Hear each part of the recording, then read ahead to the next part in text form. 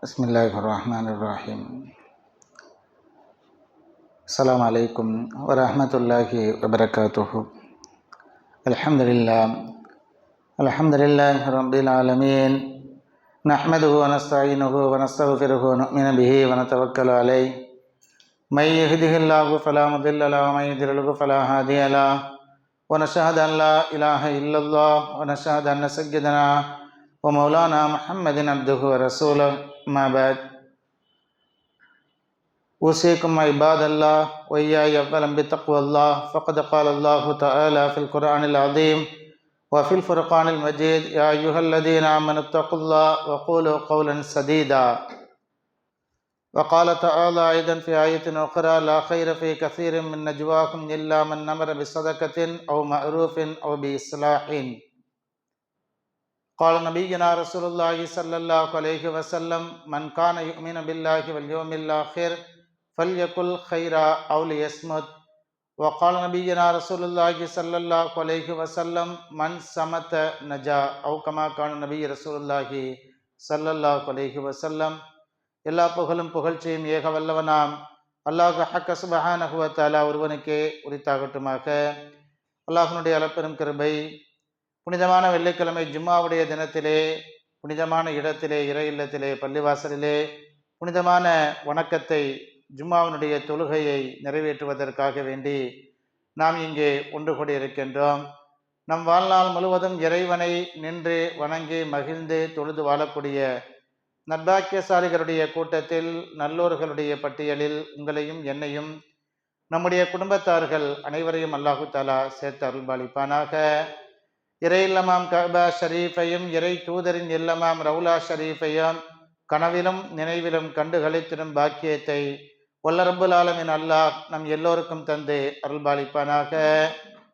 புனிதமான மக்கமா நகருக்கு சென்று கஅபத்துல்லாவை கண்களால் கண்டு கஅபத்துல்லாவிற்கு அருகிலே உள்ள ஹஜருல் அஸ்வத் என்னும் கருப்பு கல்லை முத்தமிடக்கூடிய பாக்கியத்தை, அரஃபா என்னும் மைதானத்திலே பெரு வழியிலே தங்கக்கூடிய பாக்கியத்தை, சஃபா மர்வா எனும் மலைகளுக்கு மத்தியிலே தொங்கோட்டம் ஓடி அந்த நன்மைகளை பெறக்கூடிய பாக்கியத்தை வல்ல ரப்புல் ஆலமீன் அல்லாஹ் நம் எல்லோருக்கும் தந்து அருள்பாலிப்பானாக.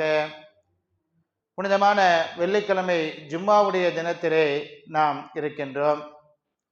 அல்லாஹு தஆலா நம்முடைய இந்த ஜும்மாவினுடைய நாளின் பரக்கத்தின் பொருட்டால், ஜும்மாவினுடைய நேரத்தின் கண்ணியத்தின் மகிமையின் பொருட்டால் நம்முடைய ஹலாலான ஹாஜாத்துகளை, நாட்டங்களை, தேட்டங்களை அல்லாஹு தஆலா நம் எல்லோருடைய ஹாஜாத்துகளை நிறைவேற்றி தந்து அருள்பாலிப்பானாக.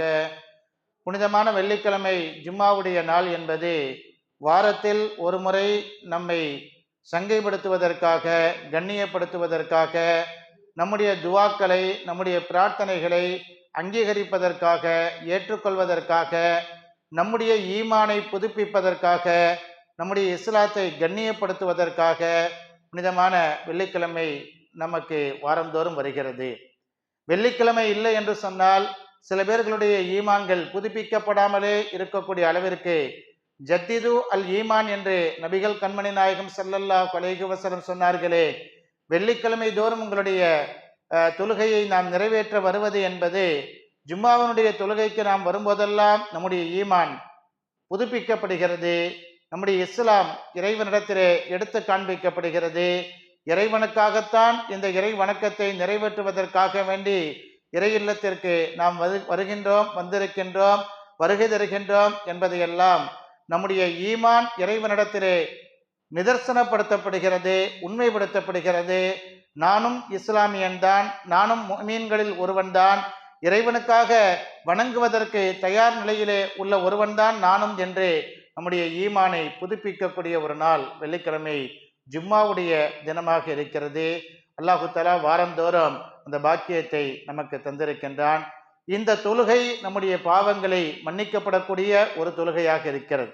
வாரந்தோறும் வெள்ளிக்கிழமை ஜும்மாவுடைய தினத்திலே இறைவனை தொழுவதற்காக நாம் தக்பீர் கட்டக்கூடிய அந்த வேளையிலே நம்முடைய 6 நாட்களுடைய பாவங்கள் மன்னிக்கப்படுகிறது.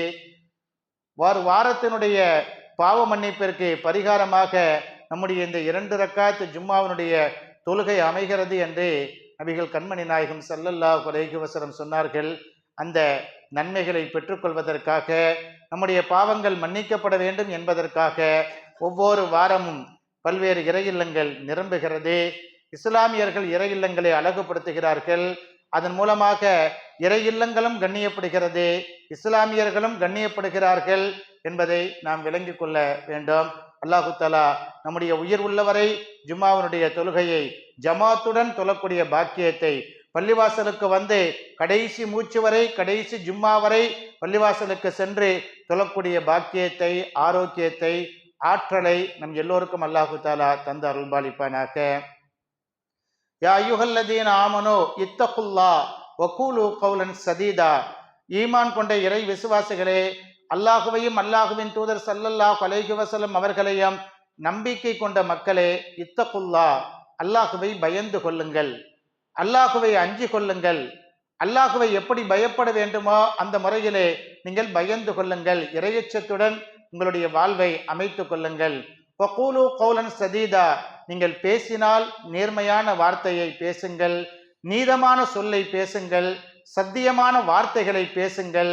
சத்தியத்திற்கு அப்பாற்பட்ட வார்த்தைகளை, நீதமில்லாத வார்த்தைகளை நீங்கள் பேச வேண்டாம். வகூலு கௌலன் சதீதா, உங்களுடைய பேச்சு சத்தியத்திற்குட்பட்டதாக, நீதிக்குட்பட்டதாக, நீதங்களை வழங்கக்கூடியதாக, நல்ல வார்த்தைகளாக, பிறருடைய மனங்களை சந்தோஷப்படுத்தக்கூடிய, பிறர் மனங்களை ஆளக்கூடிய, பிறர் மனங்களை கட்டி இழுக்கக்கூடிய நல்ல வார்த்தைகளை நீங்கள் பேசுங்கள் என்று குர்ஆனிலே அல்லாஹு தஆலா நாம் எப்படி பேச வேண்டும் என்பதை கூட நம்முடைய தாய் சொல்லித் தருவதை போல, நம்முடைய பெற்றோர்கள் சொல்லித் தருவதை போல, நம்முடைய குடும்பத்திலே ஒரு உறுப்பினர் நமக்கு எவ்வாறு சொல்லித் தருவாரோ, இப்படி பேசுப்பா அப்படின்னு சொல்லித் தர்ற மாதிரி அல்லாஹு தஆலா சொல்கிறான், நீதமான வார்த்தையை பேசுங்கள், நல்ல வார்த்தையை பேசுங்கள், சத்தியமான சொல்லை நீங்கள் சொல்லுங்கள் என்று அல்லாஹு தஆலா சொல்லித் தரக்கூடிய அந்த வார்த்தை இருக்கிறது, அது மிகவும் கவனிக்க வேண்டியதாக இருக்கிறது.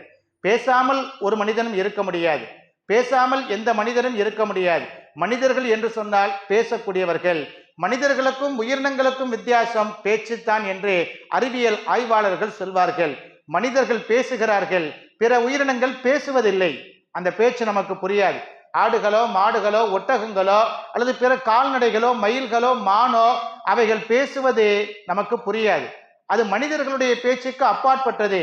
ஆனால் மனிதர்களுடைய பேச்சு என்பது பிறருக்கு புரியக்கூடியதாக இருக்கிறது. ஒரு ஆடு சொல்வது யாருக்கும் புரியாது, அதை தலையாட்டுவது, அதை தினந்தோறும் கவனிக்கக்கூடிய அதனுடைய எஜமானனுக்கு வேண்டுமானாலும் புரியலாம், ஆனால் எல்லோருக்கும் புரியுமா என்று சொன்னால் புரியாது. ஆனால் மனிதர்கள் பேசுவது என்பது எல்லோருக்கும் புரியக்கூடிய பேச்சாக இருக்கும். யார் சாப்பிடுங்க அப்படின்னு சொன்னா எல்லோருக்குமே புரியும். தண்ணி குடிங்க, வந்திருக்கீங்க, ஏதாவது குடிக்கிறீங்களா அப்படின்னு கேட்டா எல்லா மனிதர்களுக்கும் புரியக்கூடிய பேச்சாக இருக்கும். இப்படிப்பட்ட நல்ல வார்த்தைகளை நீங்கள் பேசுங்கள் என்று குர்ஆனிலே அல்லாஹு தஆலா சொல்கிறான். கண்ணியமான வார்த்தை இருக்கிறது, சங்கையான வார்த்தை இருக்கிறது, பிறர் மனதை சந்தோஷப்படுத்தக்கூடிய வார்த்தை இருக்கிறது. இத்தகைய வார்த்தைகளை நீங்கள் பேசுங்கள். கண்ணியமான வார்த்தை, குர்ஆனுடைய வார்த்தையை அல்லாஹு தஆலா சொல்லும் போது பேச்சிலே சிறந்த பேச்சு, கைருல் கலாமி கலாமுல்லாஹ், எந்த பேச்சு சிறந்தது என்று அல்லாஹு தஆலாவும் நபிகள் நாயகம் ஸல்லல்லாஹு அலைஹி வஸல்லம் அவர்களும் சொல்லும் போது அல்லாஹ்வுடைய பேச்சு உலகத்திலேயே சிறந்த பேச்சாக இருக்கிறது, கண்ணியமான பேச்சாக இருக்கிறது, சங்கையான பேச்சாக இருக்கிறது. அல்லாஹ் பேசி இருக்கிறானா? அல்லாஹ் பேசுவானா? இல்ல நம்மள்கிட்ட பேசுறானா அப்படின்னு கேட்டா அல்லாஹ்வுடைய பேச்சு எது? கைருல் கலாமி கலாமுல்லாஹ், குர்ஆன் தான் அல்லாஹ்வுடைய பேச்சு. குர்ஆனை நாம் ஓதினோம் என்று சொன்னால் அல்லாஹ் நம்மிடத்திலே பேசுவது போன்று, எப்படி நான் சொன்னேன், நம்முடைய தாய் நல்ல மாதிரி பேசுப்பா அப்படின்னு சொல்லி தர்ற மாதிரி அல்லாஹ் நமக்கு சொல்லி தருகிறான். வகூலு கௌலன் சதீதா, நல்ல வார்த்தையை நீங்கள் பேசுங்கள் என்று அல்லாஹு தஆலா நமக்கு சொல்லி தருவது மாதிரி அல்லாஹ் நம்மள்கிட்ட பேசுகிறான். அப்ப பேச்சிலே சிறந்த பேச்சு என்ன பேச்சு? கலாமுல்லா, அல்லாஹ்வுடைய குர்ஆனுடைய வார்த்தை. குர்ஆன் தான் கண்ணியமான பேச்சு என்று சொல்லி காட்டப்படுகிறது. பேச்சில இன்னொரு பேச்சு இருக்கு, வகைருல் ஹதியி ஹதியி முஹம்மதின் நபிய ரசூலுல்லாஹி ஸல்லல்லாஹு அலைஹி வஸல்லம், அல்லாஹ்வுடைய தூதர் பேசக்கூடிய பேச்சு. அல்லாஹ்வுடைய தூதர் என்றைக்கோ பேசினார்களே அந்த பேச்சு சிறந்த பேச்சாக இருக்கிறது. அவர்கள் வாழும் காலமெல்லாம் பேசினார்களே, எப்படி பேசினார்கள்? அந்த பேச்சு சஹாபாக்களுக்கு மத்தியிலே, ஆயிஷா அம்மாவிற்கு மத்தியிலே, ஹதீஜா நாயிக்கு மத்தியிலே, தன்னுடைய தந்தை வளர்ப்பு தந்தையான அபூ தாலிப் மத்தியிலே, அப்துல் முத்தலிப் இடத்திலே, மக்கமா நகரத்தினுடைய அபூலகப், அபூஜஹல், அபூ சுஃபியான் போன்றவர்களிடத்திலே, தலைவர்களிடத்திலெல்லாம் நபிகள் நாயகம் எந்த வார்த்தையை பேசினார்களோ, எந்த சொல்லை பயன்படுத்தினார்களோ, எத்தகைய பேச்சை பேசினார்களோ, அந்த பேச்சு சிறந்த பேச்சு என்று ஹதீஸிலே நபிகள் நாயகம் ஸல்லல்லாஹு அலைஹி வஸல்லம் அவருடைய பேச்சை பற்றி சொல்லப்படுகிறது. அது கண்ணியமான பேச்சு, அது உயர்ந்த பேச்சு. அந்த சொல் உலகம் உள்ளளவும் பாதுகாக்கப்படுகிறது. அந்த சொல்லுக்கு பெயர்தான் ஹதீஸ் என்று சொல்லப்படுகிறது. நபிகள் நாயகம் பேசிய அந்த வார்த்தைகளுக்குத்தான் ஹதீஸ் என்று சொல்லப்படுகிறது. ஹதீஸ் என்று சொன்னால் ஜும்மாவுடைய மேடையிலே அஜர்த்து பேசக்கூடியது மட்டுமல்ல, அல்லது பயான்களிலே இமாம்கள் பேசக்கூடியது மட்டுமல்ல. ஹதீஸ் நபிகள் நாயகம் எதை பேசினார்களோ அந்த பேச்சை மக்களுக்கு எடுத்து சொல்வதுதான் ஹதீஸ். ஹதீஸ் என்று சொன்னால் நபிகள் நாயகத்தினுடைய சொல் என்று அர்த்தம்.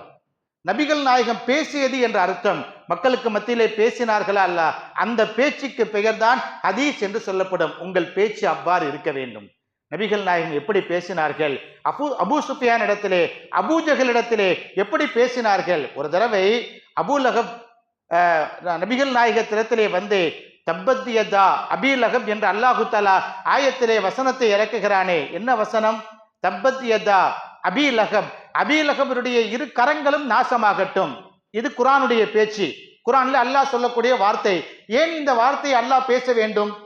தப்பத் யதா அபீ லஹப், அபீ லஹபுடைய இரு கரங்களும் நாசமாகட்டும் என்று அல்லாஹ் ஒரு வார்த்தையை பேசுகிறான் என்று சொன்னால் ஏன் அப்படி சொல்லணும்? அல்லாஹ்வுடைய வாயிலிருந்து அந்த வார்த்தை வரலாமா? ஏன் அல்லாஹ் அந்த வார்த்தையை சொன்னான்? நபிகள் நாயகம் ஒரு மலைக்கு மேலே மக்கமா நகரிலே ஏறி மக்களை எல்லாம் இஸ்லாத்தின் பக்கம் அழைக்கிறார்கள். நுபுவத்து வந்த கொஞ்ச காலகட்டம் தான், இஸ்லாம் ஆரம்பத்தினுடைய காலகட்டம். நபிகள் நாயகத்தினுடைய ஒரு 40-45 வயதில் நடக்கக்கூடிய ஒரு சம்பவம். மலைக்கு மேலே ஏறி ஒவ்வொரு சமுதாயத்தினுடைய பெயரை சொல்லி யா அபா குரைஷ் அப்படின்னு ஒவ்வொரு சமுதாயத்தினுடைய அந்த பனு தமீம், பனு குரைஷ், பனு நுளைர் என்று இருக்கக்கூடிய மக்கமா நகரத்தினுடைய ஒவ்வொரு கூட்டத்தார்களையும் கூப்பிட்டு இங்கே வாருங்கள், நான் உங்களிடத்திலே ஒன்றை பேச வேண்டும் என்று நபிகள் நாயகம் மலைக்கு மேல் நின்று கொண்டு மக்களை அழைக்கிறார்கள். அப்படி அழைக்கும் பொழுது எல்லா மக்களும் மலைக்கு கீழே ஒன்று கூடுகிறார்கள். இப்ப உச்சியிலே நபிகள் நாயகம் இருக்கிறார்கள். அவங்க கேட்கிறாங்க, இந்த மலைக்கு பின்னால் உங்களை தாக்குவதற்காக மிகப்பெரிய படை இருக்கிறது என்று சொன்னால் நீங்கள் நம்புவீர்களா? மிகப்பெரிய படை. நபிகள் நாயகத்தினுடைய பேச்சு எப்படி தெரியுமா இருந்தது? அவர்கள் நபியாவதற்கு முன்னாலே அந்த மக்களிடத்திலே ஒரு சான்றிதழ் வாங்கி வைத்திருந்தார்கள். என்ன சான்றிதழ்? அஸ்ஸாதிக். சாதிக் என்று சொன்னால் என்ன? உண்மையாளர் என்ற அர்த்தம். இந்த பேச்சுக்கு கொடுக்கறது தான் சாதிக்குன்னு சொல்லுவாங்க. உண்மையாளர்னா அவருடைய நடவடிக்கையை பார்த்து சொல்ல மாட்டாங்க. எதை பார்த்து சொல்லுவாங்க? அவருடைய பேச்சை பார்த்து தான் இவர் உண்மையாளரா அல்லது எப்படிப்பட்டவர் என்று அவருடைய பேச்சை பொறுத்து தான் சொல்வார்கள். அஸ்ஸாதிக் என்ற பட்டப்பெயரை நபிகள் நாயகம் வாங்கி வைத்திருந்தார்கள். மலைக்கு மேலே நின்று கொண்டு கேட்கிறார்கள், மலைக்கு பின்னால் உங்களை தாக்குவதற்கு ஒரு படை இருக்கிறது என்று சொன்னால் நீங்கள் நம்புவீர்களா? மக்கள் எல்லாரும் சொல்கிறார்கள், நாங்கள் நம்புவோம், நாங்கள் கண்டிப்பாக நம்புவோம். உங்களை உண்மையாளரை தவிர வேற எதுவும் நாங்கள் பார்க்கவில்லை.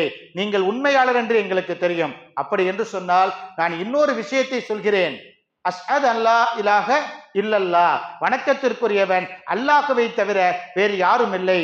இதுவரை நாம் வணங்கிக் கொண்டிருந்த தெய்வங்கள் எல்லாம் அவைகளெல்லாம் தெய்வங்கள் இல்லை. அல்லாஹ் ஒருவன் தான் இறைவனாக இருக்கின்றான். இறைவன் ஒருவனை, அல்லாஹுவை நீங்கள் எல்லோரும் நம்பிக்கை கொண்டு வர வேண்டும், இஸ்லாத்திற்குள் நீங்கள் வர வேண்டும் என்று நான் சொல்கிறேன். இறைவன் ஒருவனை தவிர வேறு யாரும் இல்லை. இதையும் மக்களே நீங்கள் நம்புங்கள் என்று நபிகள் நாயகம் மலைக்கு மேல நின்று கொண்டு பேசுறாங்க. அந்த கூட்டம் எல்லாம் மக்காவிலே உள்ள எல்லோரும் கூடியிருக்கிறார்கள். எல்லோரும் அமைதியாத்தான் இருந்தார்கள். அங்கே ஒரு குரல் மட்டும் கொஞ்சம் சத்தமாக கேட்கிறது. அந்த கூட்டத்திலே, கீழே இருக்கக்கூடிய கூட்டத்திலே ஒரே ஒரு குரல் மட்டும் உயர்கிறது. எப்படி உயர்கிறது? முஹம்மது, முஹம்மது, இதுக்குத்தான் எங்களை கூட்டு வந்தாயா? இவ்வளவு பெரிய கூட்டத்தை இதற்காகத்தான் அழைத்து கொண்டு வந்தாயா? ஒரு மண்ணை எடுக்கிறான். கீழே நிற்கக்கூடிய அந்த குரல், அந்த குரலுக்கு சொந்தக்காரனான அபூ லஹப் என்று சொல்லக்கூடியவன் மண்ணை அள்ளுகிறான். மண்ணை அள்ளி நபிகள் நாயகத்தினுடைய முகத்திற்கு நேராக வீசி, மலைக்கு மேலே இருக்கக்கூடிய நபிகள் நாயகத்தினுடைய முகத்திற்கு நேராக வீசி, நீயும் உன்னுடைய குடும்பமும் அழியட்டும், இதற்குத்தான் எங்களுக்கு கூட்டு வந்தாயா? ஒரு கோபத்துல மக்கள் வார்த்தை பேசுவாங்களா இல்லையா? அந்த மாதிரியான ஒரு பேச்சு. அப்பொழுதும் கூட நபிகள் நாயகம் அமைதியாக இருக்கிறார்கள். அபூ லஹப் நபிகள் நாயகத்தை எடுத்து வளர்த்த ஒரு தந்தை அந்தஸ்துல, நபிகள் நாயகத்தினுடைய தந்தைக்கு சகோதரர் அவர். இப்ப ரசூலுல்லாஹ் அப்போது அமைதியாக இருக்கிறார்கள். இதற்கு பிறகுதான் அல்லாஹு தஆலா ஒரு வார்த்தையை குர்ஆனிலே இறக்க வேண்டிய சூழல் வருகிறது. மண்ணை அள்ளி நபிகள் நாயகத்தின் மீது வீசுகிறாரா இல்லையா அபூலகப். இதற்கு பிறகுதான் நபிகள் நாயகம் அப்படிப்பட்ட அந்த சூழலிலும் கூட நபிகள் நாயகம் அமைதியாக இருக்கிறார்கள், அபூலகபின் மீது கோபப்படவில்லை. இதற்கு பிறகுதான் அல்லாஹு தஆலா குர்ஆனிலே ஒரு வார்த்தையை பேசுகிறார், ஒரு சொல்லை சொல்கிறார், தப்பத் யதா அபீ லஹப். எந்த நபியின் மீது, எந்த அல்லாஹுவின் தூதர் மீது அபூலகப் மண்ணை அள்ளி வீசினானோ அவருடைய இரு கரங்கள் நாசமாகட்டுமாக, அவருடைய இரு கரங்கள் அழிந்து போகட்டுமாக. எந்த நபியை அழிந்து போய் என்று அபூலகப் சொன்னானோ அப்படிப்பட்ட அபூலகபினுடைய குடும்பமும் அழிந்து போகட்டுமாக அப்படின்னு குர்ஆன்ல அல்லாஹு தஆலாவுடைய மனைவியை சுட்டிக்காட்டி, அவருடைய குடும்பத்தை சுட்டிக்காட்டி அல்லாஹு தஆலா பேச வேண்டிய ஒரு பேச்சு குர்ஆனிலே ஏற்படுகிறது. எப்படிப்பட்ட நபிகள் நாயகம் ஒரு பேச்சை பேசுகிறார்கள், கீழே இருந்து அதை கேட்டுக்கொண்டிருந்த அபூலகப் ஒரு பேச்சை பேசுகிறார். அதன் பிறகு அல்லாஹு தஆலா குர்ஆனிலே ஒரு சொல்லை சொல்ல வேண்டிய சூழல் ஏற்படுகிறது. பேச்சு என்று இப்படித்தான் வரும், ஒன்றுக்கு முரண்பாடாக. எப்படி எந்த சூழ்நிலை வந்தாலும் நாம் நல்ல வார்த்தைகளை பேச வேண்டும் என்று குர்ஆனிலே அல்லாஹு தஆலா சொல்லி காட்டுகிறான். கூலு கௌலன் சதீதா, சத்தியமான நேர்மையான நீதமான சொல்லை நீங்கள் சொல்லுங்கள். அல்லாஹு தஆலா நபிகள் அல்லாஹுவின் தூதர் ஸல்லல்லாஹு அலைஹி வஸல்லம் ஒரு ஹதீஸிலே சொல்லி காட்டுவார்கள், மன் கான யுமினு பில்லாஹி வல் யௌமில் ஆகிரி. அல்லாஹுவையும் அல்லாஹுவின் தூதரையும் மறுமை நாளையும் நம்பி இருக்கக்கூடிய முஃமின்கள், அல்லாஹுவையும் அல்லாஹுவின் தூதரையும் மறுமை நாளையும், மறுமை நாள் என்று ஒன்று உண்டு என்று நம்பி இருக்கக்கூடிய முஃமின்கள், ஃபல் யகுல் கைரா, பேசினால் நல்ல சொல்களை பேசட்டும், பேசினால் நல்ல சொற்களை பேசட்டும், நல்ல வார்த்தைகளை பேசட்டும்.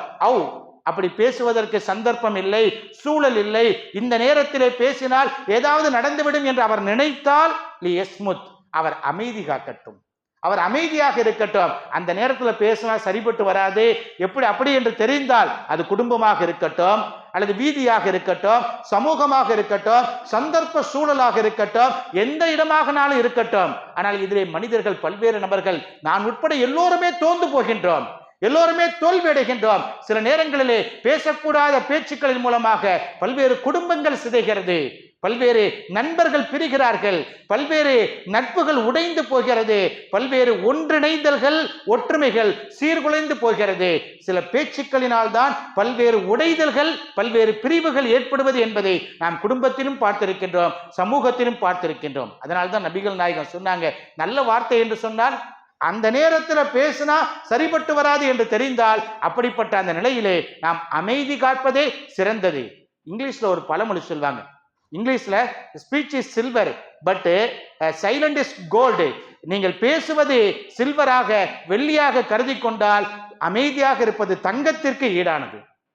பேசுவது வெள்ளி என்று சொன்னால் மௌனமாக இருப்பது தங்கத்திற்கு ஈடானது என்று சொல்வார்கள். பேசாமல் இருப்பது அது ஒரு பொக்கிஷமானது. நம்ம வார்த்தையை விட்டுட்டோம்னு சொன்னா எல்லாருக்கும் தெரிஞ்சிடும் இப்படித்தான்னு. ஆனால் வார்த்தையை விடாமல் நாம் அமைதியாக இருந்தால், பேசாமல் இருந்தோம் என்று சொன்னால் அது நம்முடைய தன்மானத்தை காப்பாற்றும், மரியாதையை உயர்த்தும், கண்ணியத்தை அதிகப்படுத்தும் என்று பல்வேறு சூழல்களிலே மனிதர்களாகிய நாம் உணர்ந்திருக்கின்றோம். எனவே பேச வேண்டிய சூழலிலே நல்ல வார்த்தையாக இருந்தால் பேசலாம். அப்படி நல்ல வார்த்தை பேச முடியாத ஒரு இக்கட்டான சூழ்நிலைக்கு நாம் தள்ளப்பட்டோம் என்று சொன்னால் அந்த நேரத்திலே அமைதியை கடைபிடிப்பதே ஒரு முஸ்லிமினுடைய நல்ல பண்பாக இருக்கும், மனிதர்களுடைய நல்ல பண்பாக இருக்கும் என்று குர்ஆனிலே அல்லாஹும் சொல்கிறான்.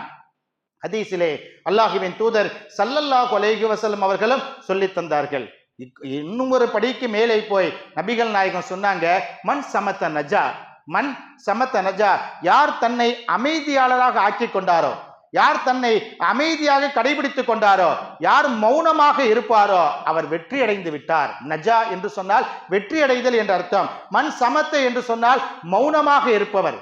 எப்பொழுதுமே பேசிக்கிட்டே இருந்தாங்க, என்ன இவர் எப்ப பாரு ஏதாவது ஒன்று சொல்லிக்கிட்டே இருக்காரு அப்படின்னு சொல்லிடுறாங்க. யார் அமைதியாக இருக்கிறாரோ அவர் வெற்றியாளராக ஆகிவிட்டார் என்று நபிகள் நாயகம் ஸல்லல்லாஹு அலைஹி வஸல்லம் சொல்லி காட்டினார்கள். ஞானிகள், முனிவர்கள் உலகத்திலே இருந்தால் பேச வேண்டிய சூழல் ஏற்படும், குடும்பத்திலே இருந்தால் பேச வேண்டிய சூழல் ஏற்படும் என்பதற்காகத்தான் அல்லாஹுவின் தூதரே ஹிரா குகைக்கு சென்றார்கள். அதை போன்றவர்கள் தான் ஞானிகள், முனிவர்கள் எல்லாம். அது இஸ்லாத்திலே ஒரு பக்கம் துறவரம் கிடையாதுதான், ஆனால் அமைதியை வேண்டி பல்வேறு மலைகளுக்கு, முஹியுத்தீன் அப்துல் காதிர் ஜீலானியை சொல்வார்கள், சுமார் பல ஆண்டுகள் 20 ஆண்டுகளுக்கும் மேலாக மலைகளிலே தவம் இருந்தார்கள் என்று முஹியுத்தீன் அப்துல் காதிர் ஜீலானியை பற்றி மனிதர்களிடத்தில் இருந்தால் பேச வேண்டிய சூழல் ஏற்படும் என்பதற்காக மரங்களையும் பறவைகளையும் மனிதர்கள் அல்லாத உயிரினங்களையும் தேடி காடுகள் மலைகளிலே அலைந்து திரிந்தவர்களுக்கு மௌனத்தை கடைபிடித்தவர்களுக்கு பெயர்தான் முனிவர்கள், ஞானிகள் என்றெல்லாம் சொல்லப்பட்டது. அப்படிப்பட்ட பண்பை ஒரு கட்டத்திலே முகமது ரசூலுல்லாஹி ஸல்லல்லாஹு அலைஹி வஸல்லம் அவர்கள் கூட மேற்கொண்டுள்ளார்கள். அதனால்தான் ஹிரா குகைக்கு அல்லாஹ்வை தேடி சென்றார்கள். மனிதர்கள் இல்லாத, மனித சஞ்சாரமற்ற அல்லாஹ்வை தேடி ஹிரா குகைக்கு நபிகள் நாயகம் ஸல்லல்லாஹு அலைஹி வஸல்லம் செல்ல வேண்டிய ஒரு சூழல் ஏற்பட்டது.